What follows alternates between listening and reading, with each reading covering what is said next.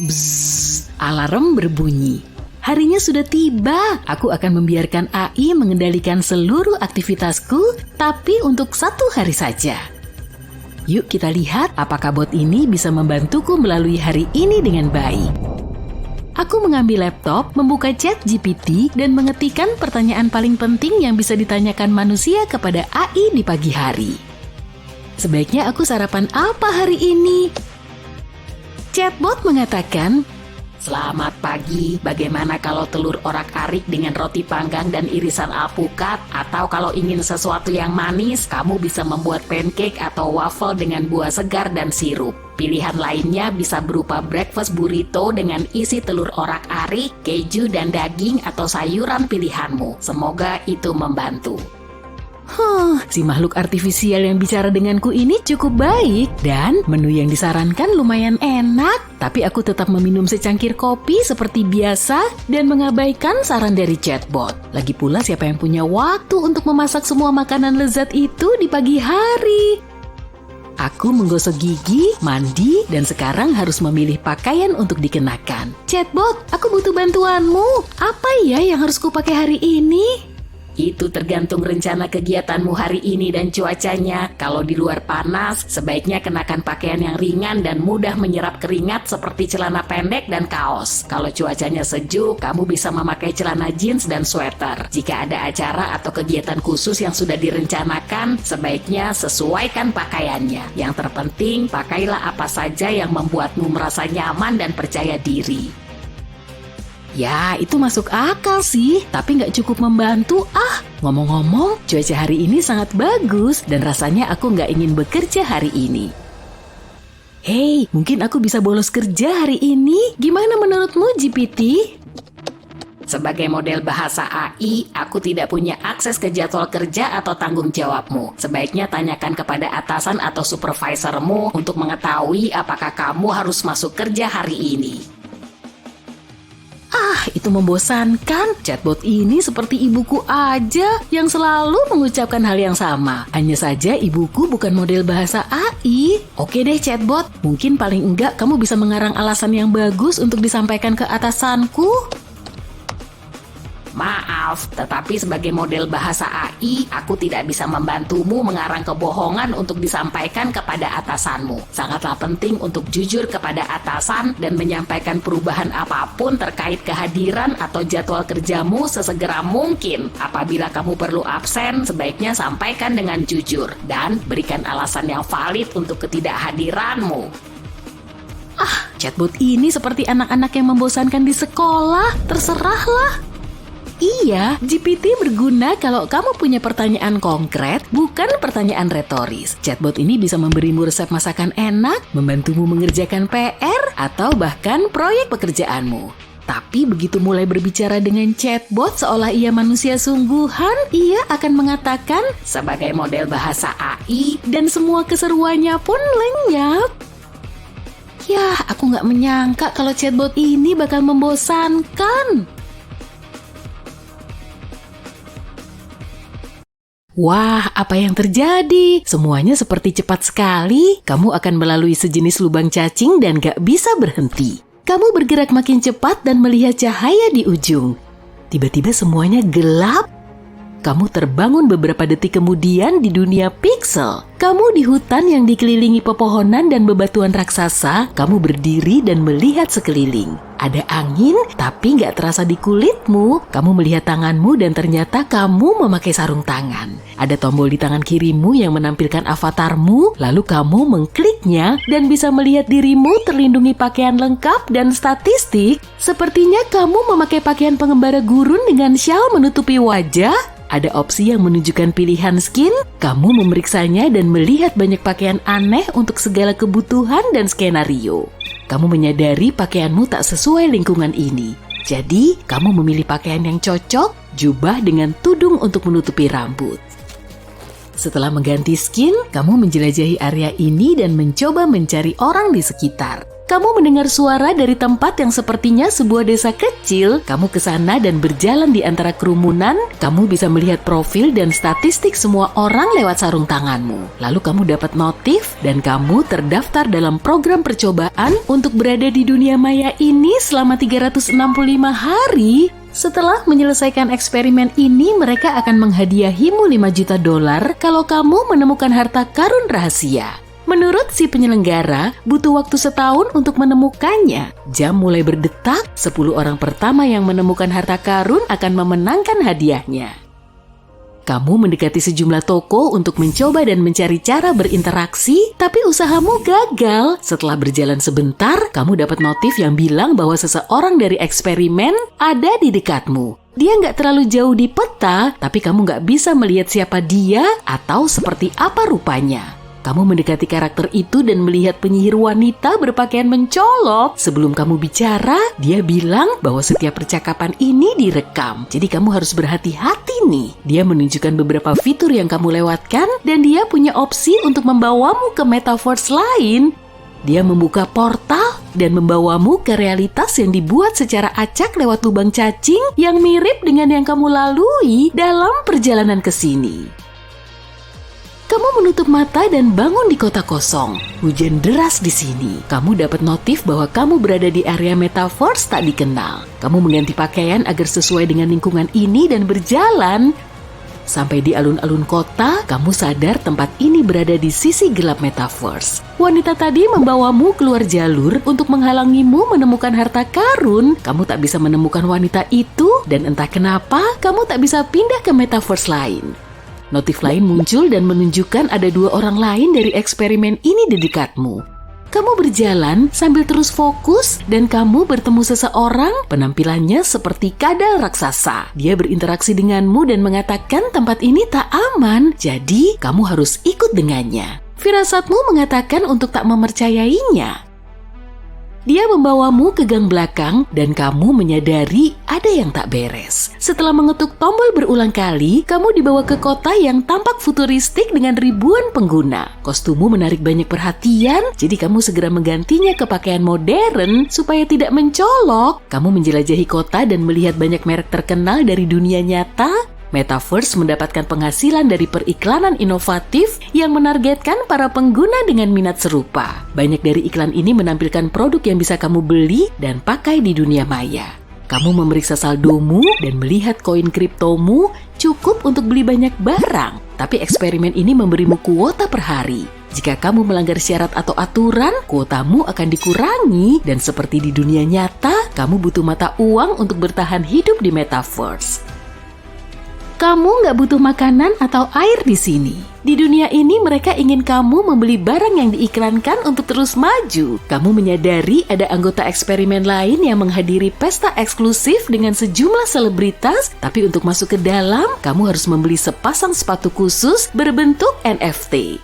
Ini adalah token yang tak bisa dipertukarkan yang menentukanmu sebagai pemilik asli barang ini, meski mungkin ada banyak di mana-mana. Mereka terdaftar atas namamu di domain publik, masalahnya harganya sangat mahal. Kamu nggak bisa menunggu sampai kuotamu bertambah. Jadi kamu mencari cara kreatif untuk masuk. Setelah menunggu, kamu melihat seseorang yang mau masuk ke pesta itu dan berinteraksi dengannya. Dia menerima dan kamu mengajaknya menukar salah satu skin berhargamu dengan sepatunya. Setelah bernegosiasi, dia akhirnya setuju dan kamu mendapatkan sepatu untuk masuk.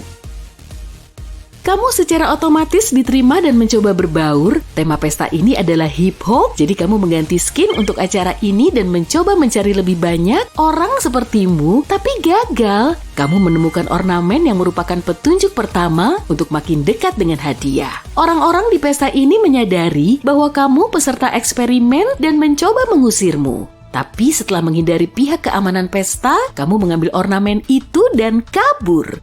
Ornamen itu mengatakan selama beberapa bulan ke depan, kamu harus mengunjungi 4 penjuru bumi. Kamu nggak bisa begitu saja melompat ke metaverse manapun secara acak, melainkan harus berdekatan. Jadi kamu mengunjungi berbagai bagian metaverse satu persatu untuk mencari petunjuk dalam mengumpulkan NFT berharga dan menukarnya dengan pengguna lain untuk membuka tempat lain. Kamu mengunjungi gurun yang terik sampai dataran permen dan segala tempat di antaranya.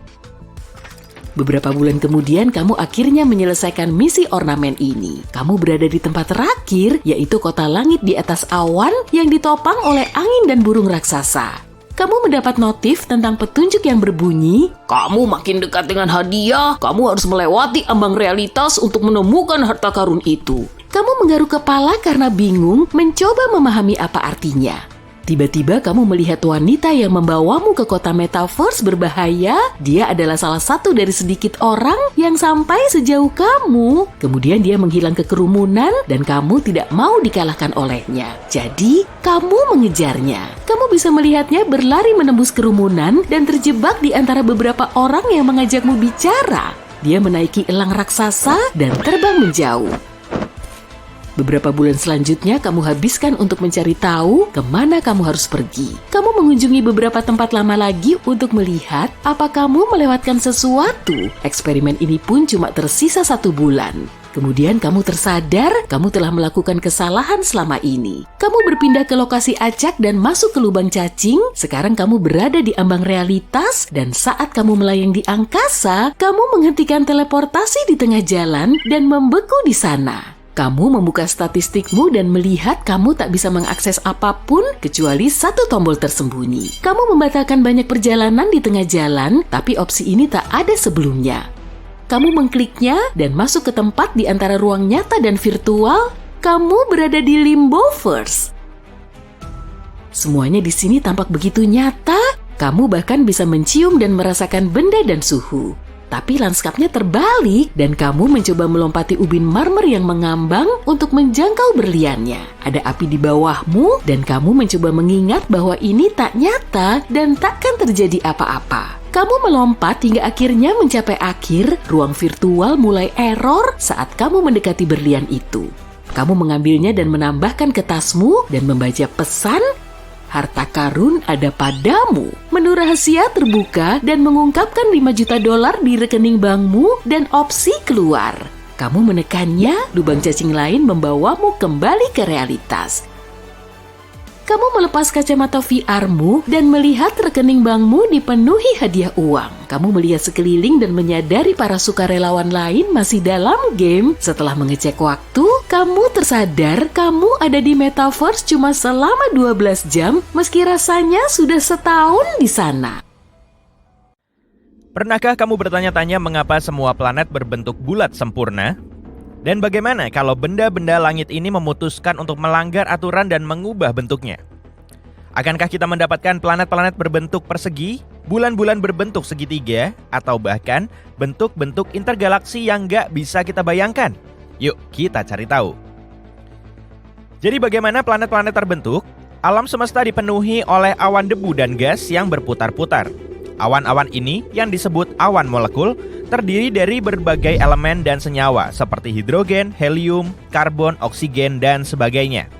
Awan-awan ini seperti dapur kosmik yang penuh dengan bahan-bahan yang dibutuhkan untuk membuat planet-planet baru.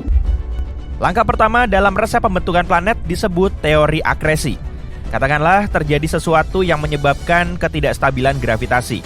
Misalnya, supernova meledak di dekatnya atau semacamnya. Hal ini mendorong gas dan debu di dalam awan dan menyebabkan mereka menyatu.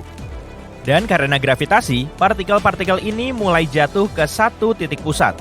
Partikel-partikel ini menjadi semakin rapat, seperti ketika kamu meremas bola di tanganmu. Dan akhirnya, partikel-partikel tersebut diremas dengan sangat keras sehingga awan mulai memipih menjadi bentuk piringan. Mirip seperti saat kamu mencampur tepung dan air untuk membuat adonan pizza. Piringan ini disebut piringan protoplanet. Piringan ini juga berputar karena partikel-partikel awan tersebut mengalami rotasi. Sekarang, bayangkan partikel-partikel debu dan molekul-molekul gas yang sangat kecil ini menari-nari di dalam piringan. Kadang-kadang, mereka bertabrakan satu sama lain, dan ketika bertabrakan, mereka saling menempel seperti velcro. Gumpalan-gumpalan kecil debu dan gas ini disebut planetesimal. Mereka adalah bahan penyusun planet. Dan ketika planetesimal terus bertabrakan dan bergabung, planet-planet itu tumbuh semakin besar, membentuk protoplanet. Ukuran protoplanet semakin membesar dan gravitasi mereka semakin kuat. Beberapa di antaranya menjadi sangat masif sehingga menjadi penguasa di lingkungan kosmiknya, yaitu planet-planet yang kita kenal dan cintai. Tiap planet memiliki resep uniknya sendiri yang terdiri dari gas, batuan, dan bahkan air. Tapi, mengapa planet-planet itu tampak seperti bola? Itu semua karena gravitasi. Mari kembali ke protoplanet kita. Bayangkan kamu sedang meremas balon dengan tanganmu. Udara di dalam balon akan terdorong ke belakang menciptakan tekanan. Hal yang sama juga terjadi pada planet. Gravitasi meremas materi planet ke dalam, menariknya ke arah pusat. Dan karena gravitasi bekerja sama ke segala arah, gravitasi menarik materi dari semua sisi ke arah pusat massa, sehingga menghasilkan bentuk seperti bola. Dan materi itu mendorong kembali dengan tekanan melawan gaya gravitasi. Pada akhirnya, keduanya menemukan titik keseimbangan yang saling menyeimbangkan. Ini disebut kesetimbangan hidrostatik, istilah keren yang berarti segala sesuatu di dalam planet dalam keadaan seimbang. Tapi bukan itu saja. Hal lain yang membuat planet berbentuk bulat adalah rotasi. Bayangkan sebuah bola Play-Doh atau semacamnya. Bayangkan kamu memutarnya dengan cepat. Materi mulai terdorong keluar, membuat Play-Doh menggembung di ekuator dan memipih di kutub. Hal yang sama juga terjadi pada planet. Ketika planet berputar pada sumbunya, kombinasi gravitasi dan rotasi mendorong materi ke arah luar, membuat planet menggembung di ekuator. Planet-planet itu ingin sekali menjadi piringan lagi. Akan tetapi, gravitasi nggak ingin ada planet yang menggumpal. Gravitasi ingin planet-planet itu berbentuk bulat dan bagus. Jadi, gravitasi terus menarik materi-materi itu, berusaha membuat semuanya serapat mungkin. Akhirnya, gravitasi menang dan planet pun menjadi bulat. Mari kita ambil beberapa contoh dari daftar putar planet kita. Jupiter, si raksasa tata surya, suka sekali memamerkan keoblatannya. Ia berputar sangat cepat sehingga terlihat sangat padat di bagian kutubnya dan gemuk di bagian tengahnya. Ia seperti gasing dengan perut yang lucu. Saturnus, sang keajaiban bercincin, juga bergabung dalam pesta oblat. Saturnus berputar dengan cincin-cincinnya yang indah dan keoblatannya bahkan lebih menonjol daripada Jupiter. Contoh-contoh ini menunjukkan bagaimana rotasi bisa memberikan bentuk yang unik pada planet. Planet-planet tersebut berubah dari bentuknya yang bulat sempurna menjadi tonjolan yang menarik di bagian tengahnya. Planet-planet itu seperti tembikar kosmik, di mana gerakan berputar menciptakan bentuk yang lucu dan berbeda. Jadi, sekarang kamu tahu mengapa planet-planet itu bulat. Tapi yang lebih menarik lagi, bagaimana kalau planet-planet itu nggak bulat? Bagaimana jika planet itu katakanlah berbentuk kubus atau bahkan segitiga? Nah, yuk kita lihat. Planet berbentuk kubus atau segitiga akan memiliki massa yang tersebar dengan cara yang sama sekali berbeda dengan planet bola. Dan kalian tahu apa artinya? Gravitasi juga akan terguncang. Pada planet yang berbentuk bola, gravitasi menarik segala sesuatu ke arah pusat karena masanya terdistribusi secara merata di sekeliling pusat tersebut. Tapi ketika kita memperkenalkan planet berbentuk kubus atau segitiga, segalanya menjadi menarik. Kalau kamu berdiri di tengah-tengah salah satu permukaan itu, kamu akan merasakan tarikan gravitasi yang paling kuat. Hal itu karena permukaan tersebut paling dekat dengan pusat gravitasi. Dan saat kamu menjauh dari bagian tengah dan mulai berjalan ke arah tepi, gravitasi mulai mempermainkanmu. Kamu akan merasakan perjuangan melawan gravitasi yang bersudut curam. Berjalan di tepian itu akan terasa seperti mendaki gunung atau berjalan di lereng yang sangat curam. Semua itu karena gravitasi ingin kamu berada tepat di tengah-tengah permukaan dan bukan di tempat lain. Sekarang bayangkan medan di sepanjang tepi dan sudutnya. Ini adalah lanskap yang tandus, berbatu dan kering. Mengapa? Karena semua air akan menggenang di bagian tengah setiap permukaan, meninggalkan bagian tepi yang kering. Dan kualitas udaranya, ya nggak ada atau sangat tipis sehingga nggak bisa mendukung kehidupan. Bukan tempat yang paling nyaman untuk mendirikan kemah, itu sudah pasti. Dan jangan lupa pakaian hangat, makan siang, dan sepatu hikingmu. Kamu akan membutuhkannya karena iklimnya yang gila. Jenis iklim yang akan kamu temui di bumi yang berbentuk kubus atau segitiga ini bergantung pada bagaimana bumi berputar. Kalau bumi berputar pada sudut-sudutnya, setiap sisi akan menikmati iklim yang sejuk dan beriklim sedang. Namun, kalau bumi berputar pada satu sumbu melalui dua permukaan, maka iklimnya akan sangat panas. Bayangkan versi roller coaster dari iklim kita saat ini. Beberapa permukaan akan menjadi negeri ajaib di kutub, dingin dan beku. Permukaan atas dan bawah untuk kubus, dan permukaan bawah untuk segitiga. Sementara itu, sisi-sisi lainnya akan sangat berbeda. Di dalam kubus suhunya akan sangat panas dengan iklim khatulistiwa yang akan membuatmu berkeringat. Alih-alih sinar matahari yang melengkung lembut di sepanjang sisi, sinar matahari akan langsung menyinari permukaan-permukaan ini. Ngomong-ngomong soal kepanasan, dan di planet segitiga, sinar matahari akan menyinari permukaan-permukaan tersebut secara miring. Sinar matahari yang menyudut ini akan menciptakan variasi temperatur yang menarik di seluruh planet. Bayangkan ini. Saat kamu bergerak dari dasar segitiga ke arah ujung, suhu akan berangsur-angsur menurun. Bagian dasar, di mana sinar matahari mengenai paling banyak secara langsung, akan menjadi wilayah terpanas, seperti iklim khatulistiwa yang kita kenal di bumi yang berbentuk bola. Tetapi apabila kamu menjelajah ke arah ujung, sudut sinar matahari akan berkurang secara langsung dan menyebabkan suhu yang lebih dingin. Tapi dasarnya masih sangat dingin dan gelap karena sinar matahari nggak langsung mencapainya. Jadi, segitiga ini benar-benar gila dalam hal perubahan suhu dan zona iklim. Ngomong-ngomong, kamu tahu selimut udara yang nyaman yang kita sebut atmosfer? Nah, di bumi yang bersudut, semuanya akan sedikit bergejolak. Gravitasi akan menarik lebih kuat dari pusat setiap permukaan. Hasilnya, atmosfer akan mengalami perubahan yang luar biasa. Bayangkan ini. Di pusat setiap permukaan, di mana gravitasi paling kuat, atmosfer akan berkumpul dan menebal. Ini akan terlihat seperti kota yang ramai, penuh dengan molekul udara. Namun saat kamu menjelajah ke arah tepian, segalanya akan mulai menipis. Atmosfer akan menjadi langka dan sangat tipis. Jadi bernapas di sepanjang tepiannya akan menjadi sebuah tantangan, dan tepian akan menjadi lingkungan yang sulit bagi kehidupan untuk berkembang. Selain itu, atmosfer yang lebih tipis berarti lebih sedikit perlindungan dari radiasi matahari dan angin matahari. Jadi sudut dan tepi akan sangat berbahaya bagi manusia. Tentu saja, ini semua hanyalah sebuah eksplorasi yang menyenangkan tentang apa yang mungkin terjadi. Bumi kita menyukai bentuknya yang bulat, dan itu adalah hal yang bagus. Tapi nggak ada salahnya membayangkan kemungkinan-kemungkinan yang liar dan menakjubkan. Jadi, biarkan imajinasimu melambung tinggi dan teruslah mengagumi keajaiban planet kita yang menakjubkan ini, bagaimanapun bentuknya.